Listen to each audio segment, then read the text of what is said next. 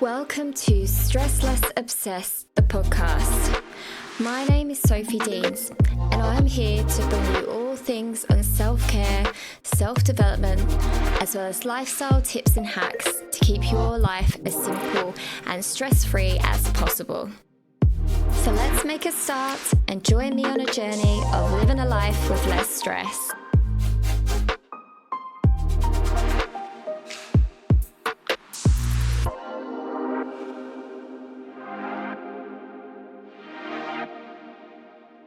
Hello again, everyone. Welcome back to the podcast, Stress Less Obsessed.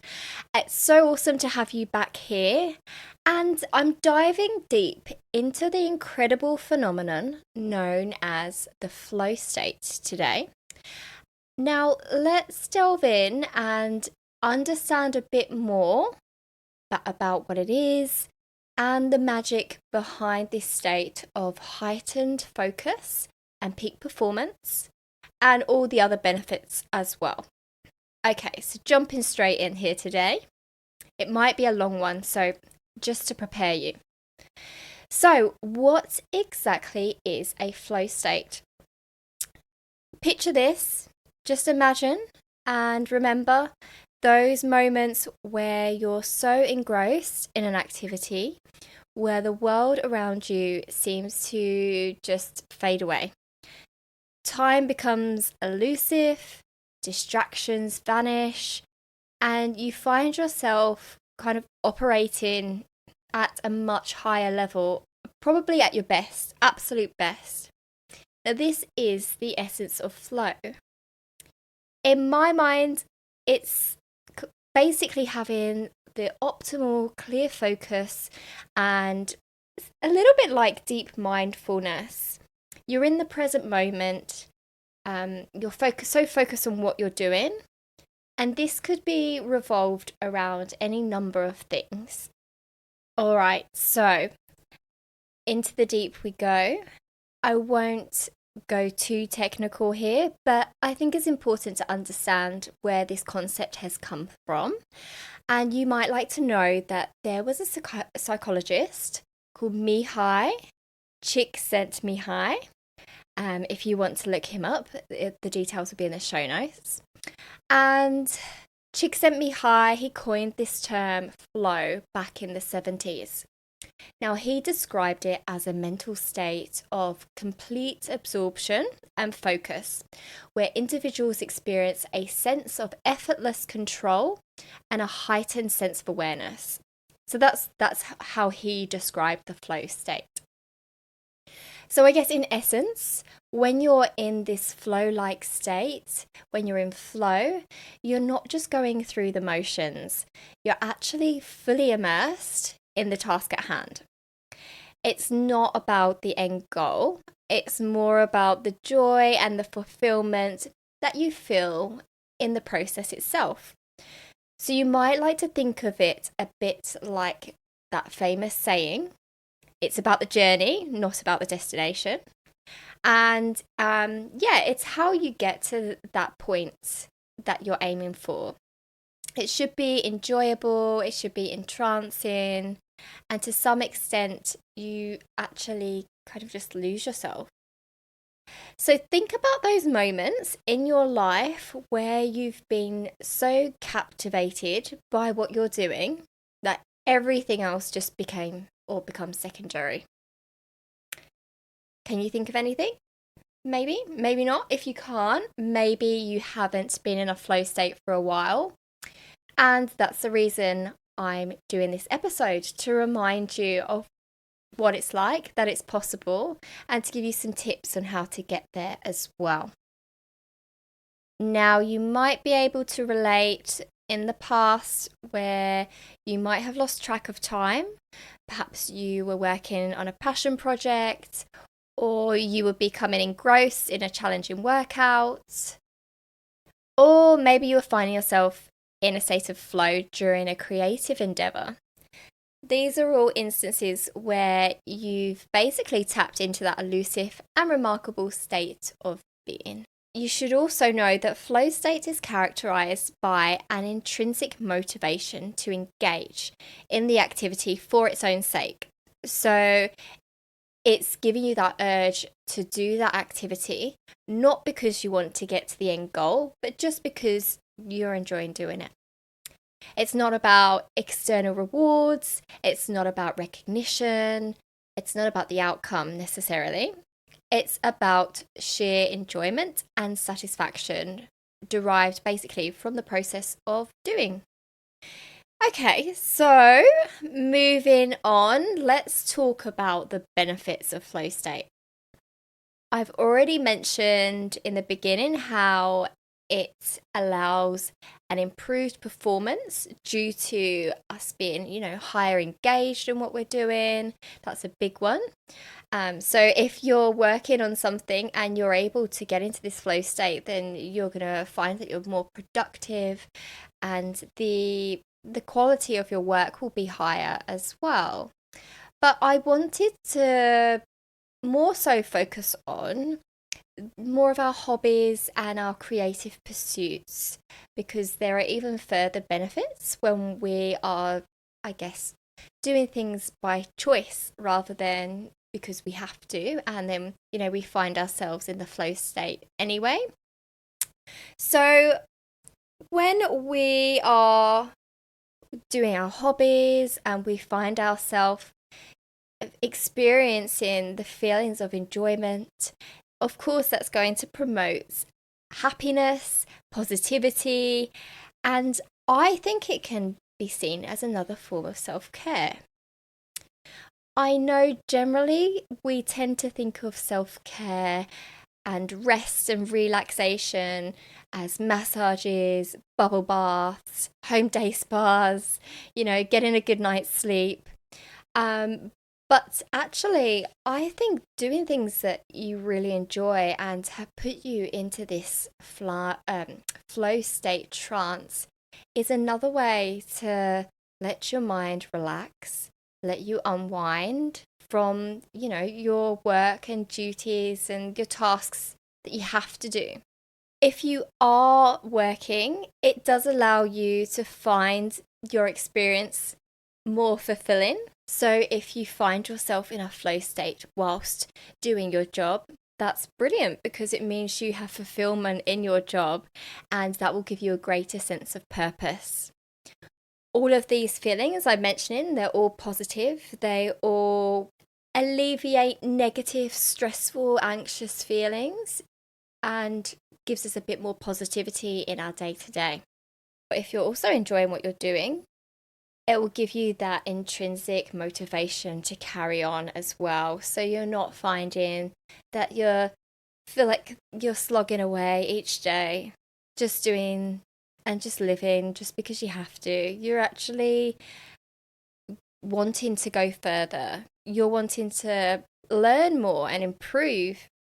And you're actually probably likely to seek out new challenges as well and even master that skill or challenge that you're trying to achieve. But yeah, and as you reach those accomplishments, you'll then feel maintain those positive feelings. Right, okay, so we won't do too much science today, but I would like to touch on how this all happens. And just like everything, it relates to our mood and our happiness, and it's therefore all about our neurotransmitters. So when I say neurotransmitters, I'm thinking dopamine and serotonin, our happiness hormones. And so when you enter this flow state, your brain releases a whole cascade of chemicals that contribute to this incredible feeling associated with being, I guess, in the zone. And dopamine, often referred to as our feel-good neurotransmitter, our reward hormone, that surges and that amplifies the sense of pleasure, sense of reward. And that not only enhances your focus, but it also cultivates that deep sense of satisfaction and fulfillment that we feel in the flow. That's not the only one. Serotonin as well. So that is our mood stabilizer. It brings a calm and contented feeling. And norepinephrine, which heightens our alertness, Both of these mixed together basically boosts our cognitive abilities, and that contributes to the overall sense and feeling of happiness, euphoria, and excitement when we're in this flow state. With your brain waves, they also begin to shift. And if you know much about meditation, you would have heard about alpha and theta frequencies. Alpha waves are associated with a relaxed yet focused state, while theta waves are linked to the dream-like state that we might experience when we're working creatively. It's this delicate balance between relaxation and the heightened focus that allows this kind of seamless integration of thoughts and actions where we enter into a flow state. Sounds great, doesn't it? Now, the big question is, how can we intentionally tap into this neurological sensation? Well, I think firstly we need to recognize when you are in a flow state. Now, I know I've given you some examples, but I would like to, describe to you in a bit more detail what that looks like so that you can recognize that next time you actually are experiencing flow. Time distortion is one where you get lost in an activity. You feel like you've only been doing it for minutes. You look at the time and hours have flown past. The good old saying, time flies when you're having fun. It rings true with flow. Do you feel yourself fully absorbed in the now? And this distortion of time, it's a complete hallmark of being in flow, where you're creating an experience that's kind of otherworldly, I guess. Number 2 is effortless concentration. When you're in flow, the task at hand becomes your entire focus. You're not trying to multitask. You're not concerned about any distractions, or you're not feeling overwhelmed. You're completely and fully engaged in what you're doing, and it feels effortless. You're not trying to do this, it's just something that's coming naturally.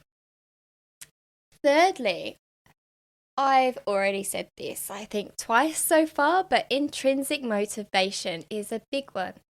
And it's really interesting in that when you're in flow, you're not driven by the external rewards or the pressure of an end goal.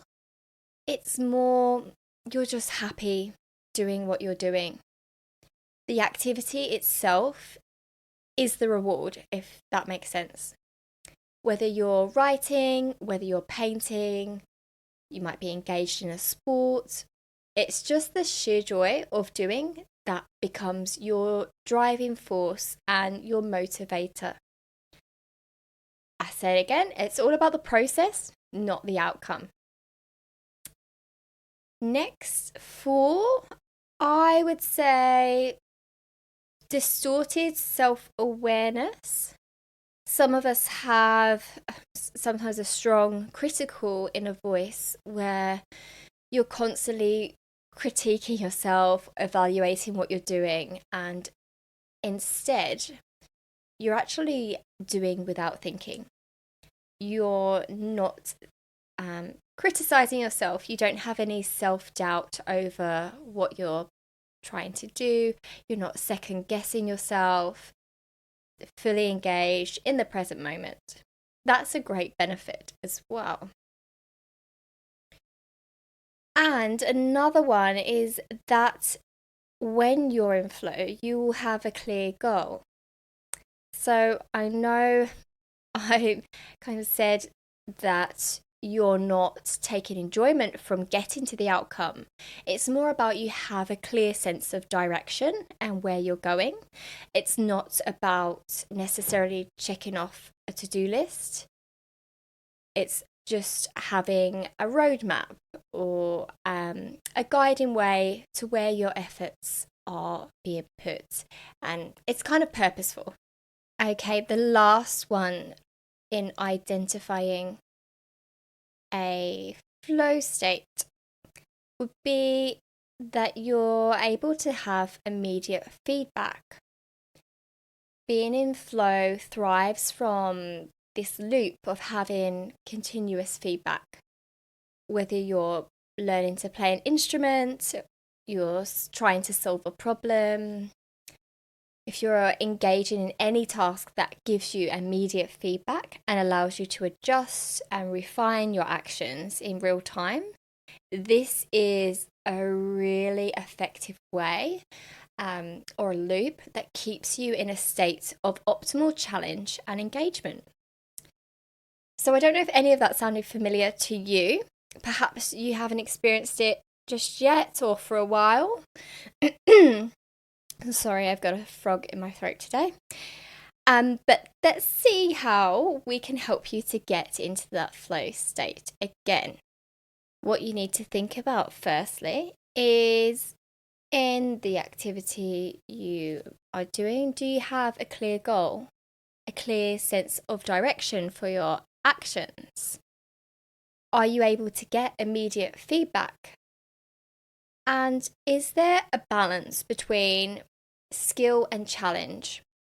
So this one is about finding, I guess, the Goldilocks zone.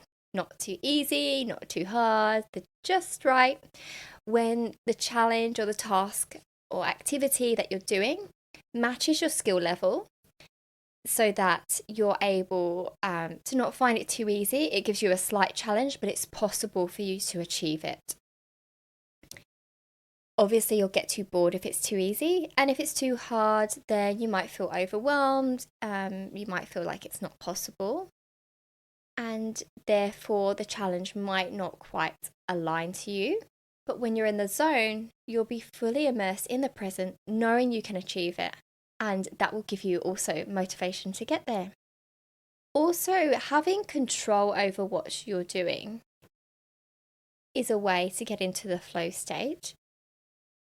It's essential for you to be able to control what you're doing, not necessarily every aspect of the situation, but rather having a sense of agency over your actions.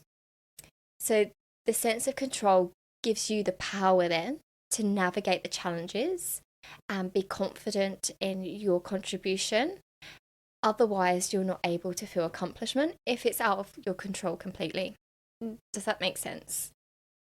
So how can flow and being in a flow state boost our overall well-being? I guess when you're applying the characteristics of flow, so you're able to have intrinsic motivation, time slips away with time distortion, and you have that absence of self-awareness, self-criticism in your passions and hobbies, and that you actually have passions and hobbies, because not everybody does, and not everybody knows what their passions and hobbies are. All of this packaged up, the whole experience becomes a source of deep joy and satisfaction, and you've discovered ways that you can spend your time living a more fulfilled and enjoyable life. Suddenly, as well, these activities aren't just pastimes. They can be pathways to side hustles, careers, and actually expand your life to be so much bigger. Look, if you're not sure where to start, then you can easily try to incorporate flow states into your everyday, daily routines. It's about finding the joy in the little things and appreciating those moments, expressing gratitude, even if it's something like cooking a meal. A lot of us do that on a daily basis. Some people are lucky, they have someone to do it for them. But when you're cooking your meal, being present and being creative and decisive in what you're doing. Even when you take a walk, trying to experience presence. These are all things that come up in mindfulness, right? And we know how good mindfulness is for our mental health and well-being. This could even leak into our relationships. If you're engaging in a meaningful conversation, I'm not talking small talk, or you're sharing a hobby with someone you love spending time with, you're creating connections that are rich and they're authentic, and you're both hopefully experiencing joy together. And that will grow your relationships to be even stronger. It's about being fully present, sharing experiences, and finding that harmony in shared pursuits of passion. So join in a social group even that is squash. I've started squash. You could do join a group for squash, and then you are growing connections with people who have the same passion as you. And sport is a great way to get into flow, focus on the moment and the moves that everyone's making in the game. When I was initially thinking about flow state, I was picturing hobbies, not necessarily work. But this 100% could be something you experience in either or both work and your hobbies. And as long as you're being creative, so when I'm working on the podcast, this is something I really enjoy, and I lose hours when I'm working on it. If you have a dedicated space that you can create in your home for your activity, that you won't be distracted, that always helps. You won't get distracted, you won't get disturbed. It might be a cozy reading nook, a little office area, maybe an art studio. And this space becomes your sanctuary. And it's where you can really fully immerse yourself in the joy of your activity. And that's something that your body and mind will recognize, that when you go into that zone, you can relax and fully get into that. Physical activities can play a significant role in flow state. Whether it's a yoga session, maybe a dance routine, physical activities definitely offer a basis. So it could be if you're achieving a specific pose. I know when I'm at aerial yoga that I am extremely focused because I have a goal and a direction. And that would be trying to reach the peak pose of the day.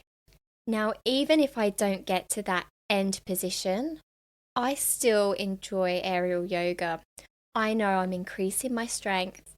I know that I'm learning along the way, even if I get one step further than last time. I know that I'm improving. That's my immediate feedback. I have my endorphins pumping. That makes me feel great. Obviously, exercise is good. We all know that anyway. I guess this is a great example about the journey, not about the destination. I'm fully in control of my silk. I have the option if I want to have a second attempt. I've got the choice if I want to go a few times a week to improve further. And it gives me the motivation to keep coming back. I looked the other day, I think I've been to 72 classes now. So there you go. Obviously keeps me coming back. But yeah, this is the start of the year where it's the perfect time to refresh and find out what you enjoy. It's that cutoff where everyone likes to try something new or remind themselves of something that dropped off last year or the year before that you haven't quite had the time to keep up.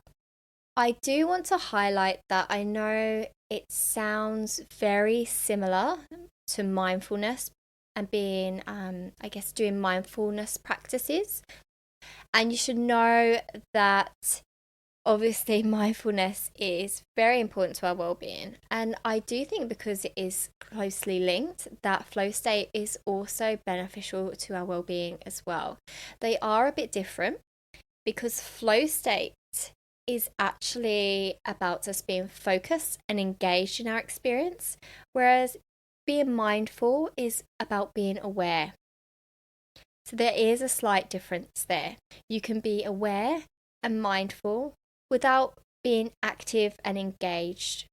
In the flow state, we're actively doing something. We're focused because we want to be focused, and we're fully engaged. All right, so I'll just give you a few more tips to help you on your way to flow. And the first one is to try and inject some variety. Now, monotony is the absolute enemy of flow. So you want to have lots of variety in your tasks. Maybe you want to try a new recipe so you get into the flow when cooking. Maybe you want to take a different route on your walk. Sorry, route, Australians. I'm still sticking to my guns from the UK here. And maybe you can play an instrument and it's time to learn a new one. I think novelty keeps everyone's mind a little bit more engaged. We don't want to be bored. Another tip is you can optimize your peak hours. Everyone's different. I'm not a morning person, I'll be completely honest, but some people are. And if that's the time of day where you have the most energy, then why not try and make time to be focused where you need your focus, where you need your creativity, and do it at that time of day. And just work with your natural bodily and mental rhythms. I think that's a tip generally for your overall well-being, whether you're working, if you're in flow or not in flow. It's just something that will help enhance your flow a little bit more if you've got a boost of energy anyway. Lastly, you can establish rituals. And when I say rituals, I mean creating meaningful rituals that signal the beginning and the end of your flow activities. Like I mentioned, you can have a space that you can recognize, or your body will recognize, okay, that's it. I can relax and immerse myself now. And that could be one way, or it could be settling down with a tea or a coffee. And that will signal to your body, right, we're going to focus and really get into this now. I don't want to ignore that there can be some negativity around flow. And it's more about just being aware of these possibilities than being negative outcomes as such. And you might have the first one already. It's basically the risk of overcommitting, because when you're in flow and you experience the incredible highs, there is that temptation to take on more and more, so that you constantly chase that, euphoric feeling. And eventually that can lead to burnout. And that's what we want to avoid. The pursuit of flow basically just becomes a relentless quest. And you end up sacrificing other things in your life that will then basically affect your well-being. So we don't want that. Next, you need to maintain balance. Life is all about balance. Everything's about balance. So I guess finding equilibrium becomes crucial, so that you're balancing that intensity of flow with moments of rest and rejuvenation, so that you do basically avoid burnout and exhaustion. You also want to avoid putting pressure on yourself to sustain this flow, because whilst it is great and it can be a really great escape, it's not meant to be perpetual. So it might come in bursts, and trying to push yourself to stay in the flow can lead to fatigue and even lack of productivity in the end. So just recognize the natural ebb and flow and maintain a relaxed relationship with it, rather than feeling like I must get focused, I must do this, I must be productive, because you will find that you'll start to feel quite negatively about that. Okay, well, before we wrap this up, I just want to leave you with a few more ideas, 20 actually, to be exact. 20 ideas on different activities where you may experience the pleasurable effects of being in flow. All right, so hopefully this will give you some inspiration, or give you a prompt reminder to get back on the horse. That's not on my list, horse riding, but it could be. All right, so number 1, painting or drawing. 2, cooking or baking.